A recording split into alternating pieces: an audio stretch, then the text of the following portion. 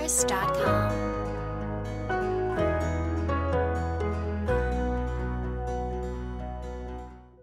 Ассалому алайкум дӯстон азизон ҳаводорони илму дониш, хушомадед ба барномаи мо ки барномаи мо низ аллакай дуюм ва сеюм барномааш. имрӯз дар барномаи мо мавзӯъ ширинии дониш ва талхии бесаводӣ меравад, ки маҳз ширинии дониш аст ки ҷомеаро ба пеш бурдан ё ин ки расидан ба як зиндагии хуб, шоиста, арзанда мерасонад. Ва низ талхии бесаводӣ аст ки ҷомеа, фард, шахсиятро ба як зиндагии талх бурда мерасонад.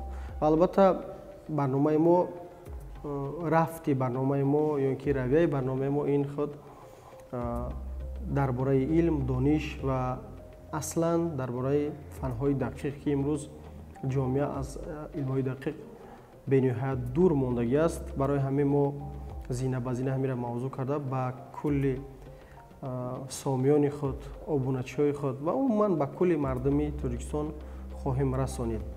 Ва имрӯз барномаи мо дар бораи системаҳои ҳисоб ё ин ки ададҳои натуралӣ. Ададҳои натуралӣ гуфта он ададҳоеро дар назар доранд, ки дар ҳангоми шумурдан, ҳисоб кардан, яъне истифода бурда мешавад. Ва ададҳои натуралӣ бо ҳарфи эни калони лотинӣ истифода бурда мешавад, ки агар шумо дар бисёр дарсҳо, дар мавзӯъҳо дидагӣ ҳастед, чӣ гуна ҳарфи эни калон ва уро бисёриё фаҳм надорад, ин аст ки ададҳои натуралиро дар назар дорад.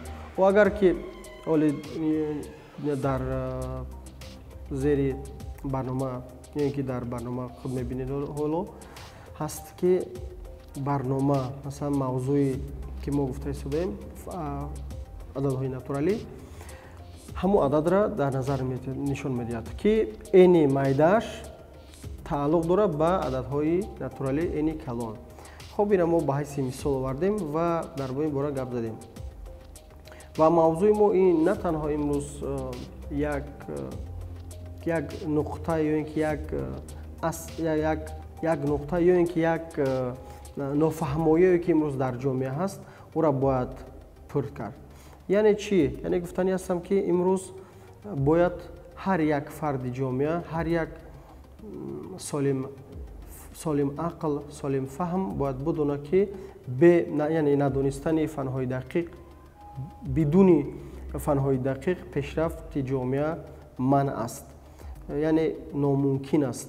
вақте ки як мактаббачае ки ба синфи 10-11 мерасад, аз формулаҳо ё ки аз ададҳо ягон чизро намедонанд ё ки дониста намехоҳанд ё умуман дар назар доранд ки ин қиинфаҳм аст ё мушкил аст, инро бояд фаҳмондадиҳӣ кард ва ба осонӣ, ба ширинӣ то ин ки аз худ бикунанд, ки аслан асли кор ин гуна нест, ки бисёриё фикр мекунанд ки донистани риёзиёт, алгебра, математика, геометрия, физика, информатика як фанҳои мушкиланд. Аслан ин гуна нест.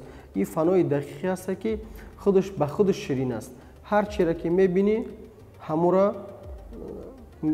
ҳамура таҳлил карда мерасонӣ, яъне ҷамъ, тарҳ, зарбу тақсим. мо дар ин бора бо мавзӯъ мекунем, мо дар ин бора муфассал мерасонем, ки дар системаҳои ҳисоб, дар системаи риёзиёт масалан 4 адада ҳаст, 4 амала ҳаст, ки зарбу тақсиму ҷамъу тарҳ ҳаст ва бо 2 амали дига иловагӣ, ки яке ба дараҷа бардоштан ва дигаре низ аз таҳти реша ҳосили ӯро баровардан аст. ва умуман агар дар бораи математика гап ки биравад, математика худ аз калимаи юнонӣ гирифта шуда маънояш илм мебошад. Илм дар бораи ҳисобу китоб. ва ҳисоб-китоб як илме ҳаст ки аз қадимул айём омадагӣ аст, ки бевоситаи яъне ки системаи ҳисоб, бевоситаи риёзиёт ягон зиндагӣ. ҳатто як подабоне ки дар адир подабонӣ мекард, ӯ ҳатман медонист риёзира, яъне ки ҳисоб-китоб, чун ҳисоб-китоб мекарданд ва медиданд ки чӣ қадар ҳаст ва чӣ қадар бояд бишавад. хуб, хулоса дӯстои азиз, мо дар ин бора каме гуфтем ки шумода огоҳӣ бикунем, расонем. ҳоло барномаҳои нахустини мо ҳаст ва мо акнун шурӯъ кардагем ва дар навиштаҷотҳои шумо мебинем ки чиҳоро мехоҳем. Бисёре имрӯз омада хоҳон доранд ки аз формулаҳои Гаусс ё ки аз формулаҳои дараҷаҳои се ё ба истилоҳ куб аз ҳамо фаҳмонда диҳем. Барои ҳамаи иҳо дӯстои азиз, мо бояд аз чӣ хеле ки дар боло зикр кардам, мо бояд аз ҳама оддӣ шурӯъ кунем, аз худи ҳама ададҳои натуралӣ, рационалӣ ва дигар ададҳое ки аз онҳо фаҳм ва дарки ин системаи риёзиро, системаи ҳисоба вақте ки мефаҳмем, баъд мо метавонем ки зина ба зина ба як ҷое барасем. Ва ҳатман барои худтон қайд бикунем ки дар мавзӯъҳои аввалин дар кадом сатҳ қарор дорем ва баъдан дар мавзӯъҳои масалан панҷуму шашум ҳафтум ва як гузориш бидиҳед барои худи худтон, барои худи яъне ки шахсиятон, ки аз кадом зина, аз кадом нуқта ба кадом зина, ба кадом нуқта омада расидед. Ва ин аст ки асли барномаи мо, ки як шахсият, як фард, як инсон дар кадом сатҳ қарор дорад ва бояд ба кадом сатҳ, дар кадом дараҷа рафта барасад. Ва ин пӯшида нест ки ҳар як шахсият, ҳар як инсоният медонад ки дар кадом сатҳ, дар кадом дараҷа қарор дорад.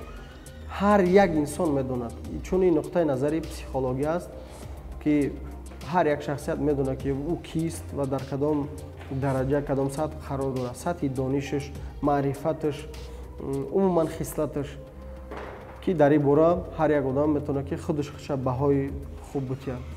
хуб, дӯстои азиз, мавзӯи аввал аст, яъне мавзӯи нахустин аст. Мо наметавонем барномаҳоро тӯлонӣ кунем ва ба ҳамин хотир кӯшиш мекунем мухтасар, аммо дар мухтасармон муфассал расонида барои шумо, ки аз ҳама як фаҳм, як дарке барои худтон бигиритон. хуб, натиҷаҳои барномаро дар зери коммент мегӯям ба истилоҳ бинависен ва мо авз дида биромада бо барномаро хубтару ҷолибтару ва ширинтар барои шумо карда мерасонем. Сиҳату саломату сарбаланд бошед то барномаҳои оянда.